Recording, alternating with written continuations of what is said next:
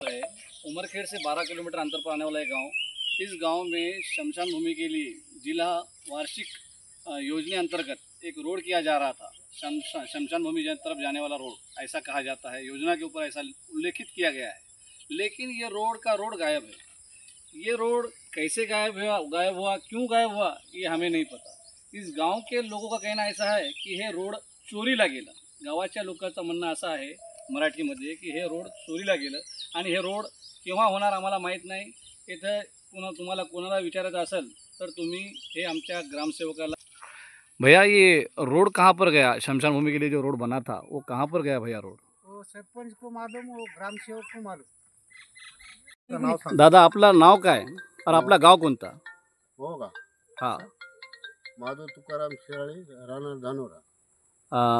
आपले हे जे गावातला रोड मंजूर झाला होता हो, ते रोड झाला की नाही झाला? नाही झालं।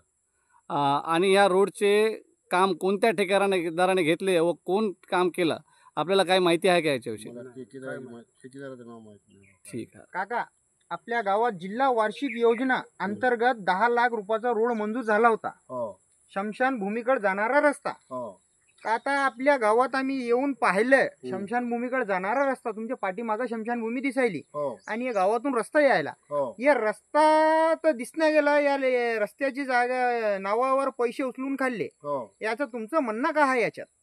याची चौकशी हो, याची चौकशी व्हायला पाहिजे। तुम्ही सरपंच आणि ग्रामसेवकला बोलले नाही का तुम्ही? हा? सरपंच आणि ग्रामसेवकला बोलले नाही का तुम्ही? नाही, आम्ही बोललो होतो, मात्र आम्हाला म्हणले की बा गाववाल्याचे असं तसं ठेकेदार दुसराच आहे, आम्हाला बाकीचं काही घेणे देणं नाही। ते किसन पवार